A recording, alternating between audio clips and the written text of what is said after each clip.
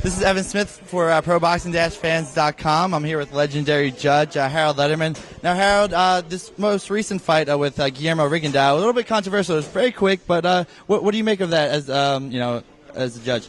Well, you're talking about the one-round knockout, I presume, Saturday night. I mean, Guillermo Rigondeaux is a great fighter. There's no doubt about it. I mean, the guy can move, he can punch, he can box. This is going to be an awful tough guy to beat at 122. Now his contract's up with Top Rank. I wonder if we're going to finally get to see Guillermo Rigondeaux and Leo Santa Cruz. I mean, I think it would be a great fight. I've been saying that for a long time. I just, I like the fight very much because Leo Santa Cruz would make him fight. Because right now, Guillermo Rigondeaux, I mean, he just boxes. He moves, he boxes, he moves.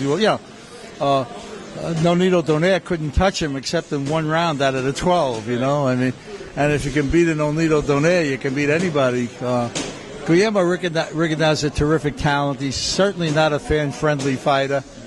What's the use kidding? I mean, he wants to move and box, much like Erislandy Lara did. And, that's not the kind of fight the fans want to see. The fans want to see a war. So. Yeah, right. Do you think he could ever, because of that limitation, do you think he could ever be a pay-per-view draw in the future? Like Floyd Mayweather has that style, but he's more, theatrical.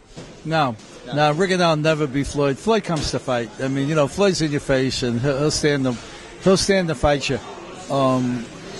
Rigondeaux won't. Rigondeaux don't want to get hit, and no, he'll never be Floyd. That's for sure. Yeah. What do you think about the controversy? Do you think, I know it's protect yourself at all time. Do you think, kind of a little bit, people are talking maybe it was a little bit like Victor Cruz, Floyd Mayweather back in the day. I don't think it was quite like that, but what do you make of that? Well, yeah, I mean, our man Sarge should have protected himself, and that's all there was to it. You hate to see the best fighters win on a you should pardon the expression, cheap shot, but hey, that's boxing. Yeah. All right, let's talk about some of these fights coming up. Let's talk first about the undercard a little bit. Bryant Jennings versus Mike Perez. I think that's going to be a really good one. I saw Jennings fight back in January when he took on Spica.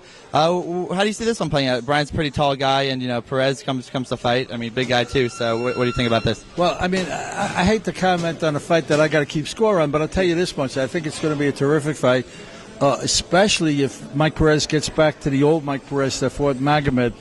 I think he was a little bit taken back by that in his next fight against Carlos Takam, and really didn't get off as quickly as he should have.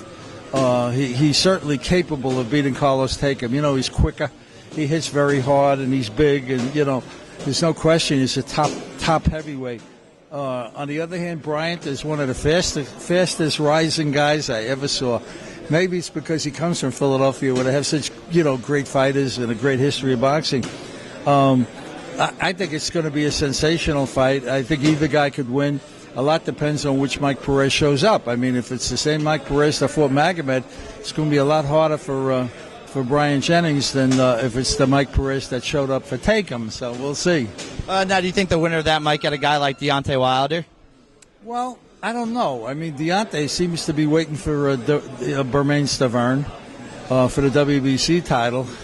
And then after that, he'll have to start making, if he beats Stavern, he'll have to start either doing WBC mandatories or hopefully get the unification fight with Vladimir. I mean, I'd love to see that turn up on HBO sooner or later. Yeah. That'd be a great fight. And now let's just talk real quick about the Golovkin fight versus Gil.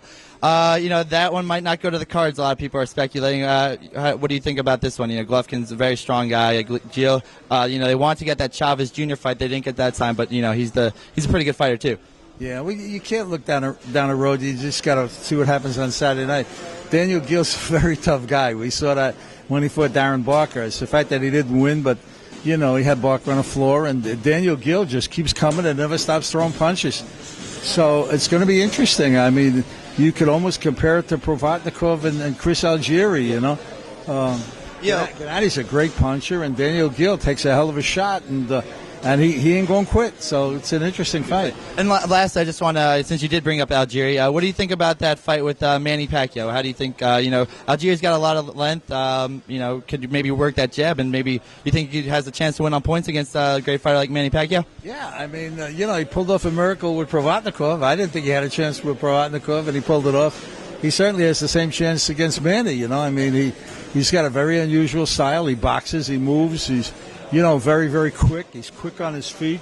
great ring general. He uses the ring like as well as anybody you've ever seen in your life. He can move and go, change direction. He does everything so well. So I'm looking forward to it. All right, great. Thanks a lot. This is Evan Smith for ProBoxing-Fans.com here with Harold Lederman.